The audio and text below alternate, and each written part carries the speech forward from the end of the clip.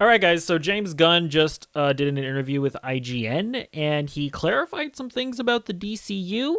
And we're gonna listen to the clips and then talk about them because that's what I do on this channel. So what's canon and what's not these days in the DCU? Because obviously, like, we have Weasel, we have aspects of the Suicide Squad and Peacemaker as well. Yeah. Like, what is your thinking in terms of how that works? Real simply, nothing for sure is canon unless you see it in Creature Commandos forward for the DCU. Okay. Now, in Creature Commandos, you'll hear them talk about things that happened in Suicide Squad or Peacemaker. Well, then those things automatically become canon.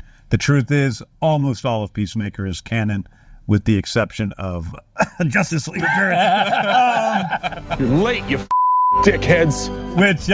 Which we will, kind of deal with in the next season of Peacemaker. Oh, okay. But really, to be totally sure, everything that's purely canon is Creature Commandos through Superman, through Lanterns, Supergirl, Peacemaker season 2. So I think that's sort of more like that's more or less what he's talked about in the past, and I think that's a reasonable way to go. Obviously, the cleaner, more like straightforward way to have gone would have been to be like, we are completely done with the DCEU, right? We're not bringing back any of the actors playing the same characters. We are doing a completely clean break. So we'll have an Amanda Waller, but she's going to be played by somebody else. Maybe we'll bring back Peacemaker, but he'll be played by somebody else.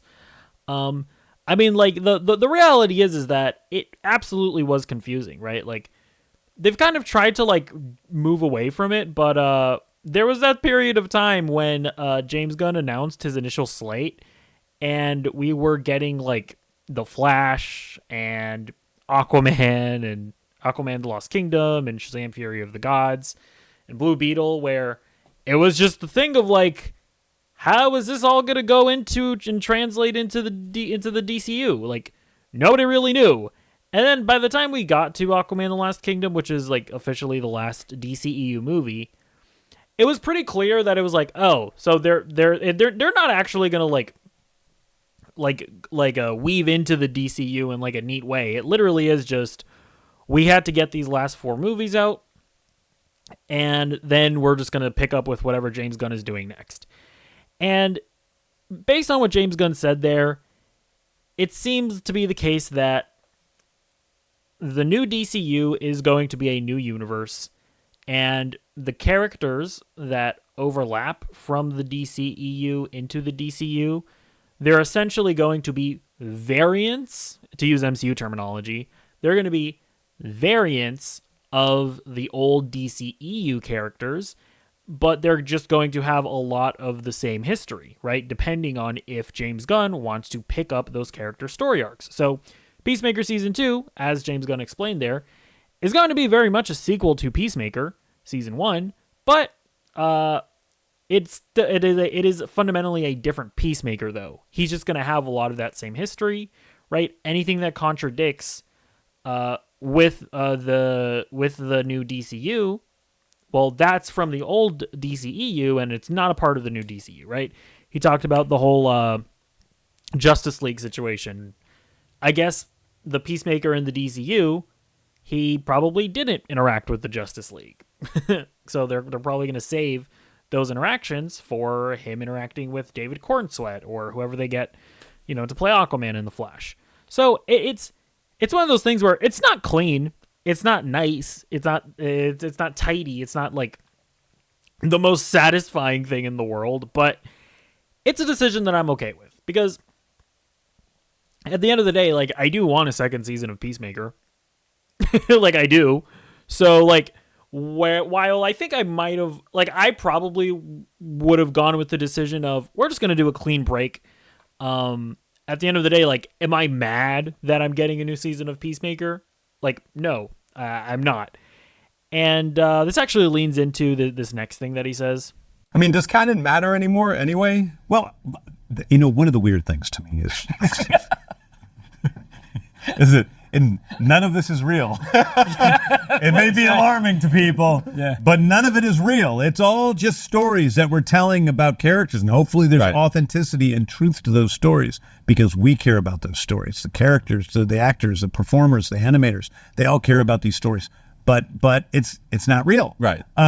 So what's canon can really be whatever you want to be canon. If you want to pretend that, Greedo and Batman go on, adventures together, you can pretend Greedo and Batman go on adventures together. That can be your canon. I know that is your You just stole my fan fiction. So, overall, I agree with that sentiment, right? Like, as long as, storytellers are passionate about the stories that they're telling and the end product is just really good, like, am I going to at the end of the day care if something, or if like the canon is like super nice and tidy?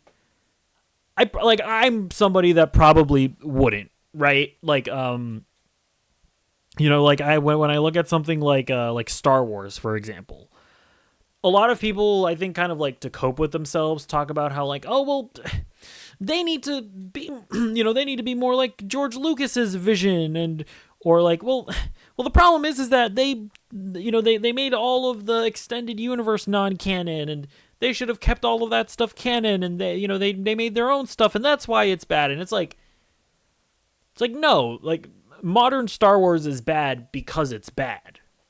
Like the reality is that if the sequel trilogy had turned out to be just like really good, right? 3 really good movies.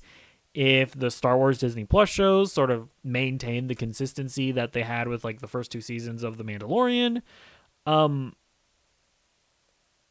they would be fine. Right? And because the other truth is that they could have kept all that other stuff canon. And if they had like then continued making movies within the context of, the extended universe and whatnot, and if the movies were just bad, well, then they'd still be in the same place.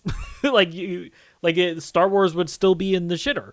So overall, like at the end of the day, I think James Gunn is right in the sense that if James Gunn makes good movies, that's going to be the end all be all of whether or not this thing is successful, right? If people want to watch the things that you make. However, I still think that canon is valuable.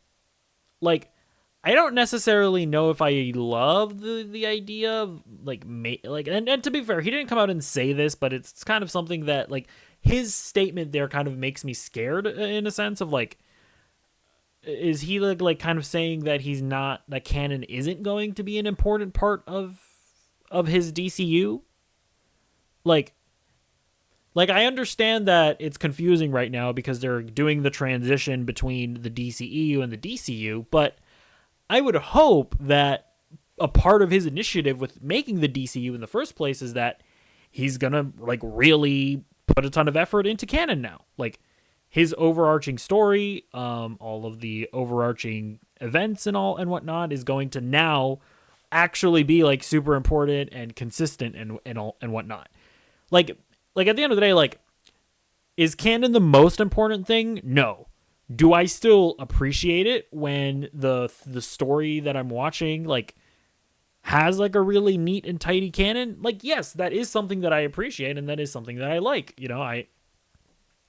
I like watching, YouTube video essays going over lore and stuff like that. Like, that stuff is fun, and when and when the creators don't care about it, it kind of deflates your excitement a little bit. Like, I actually remember a really good a really good example of this is the Zelda games, right?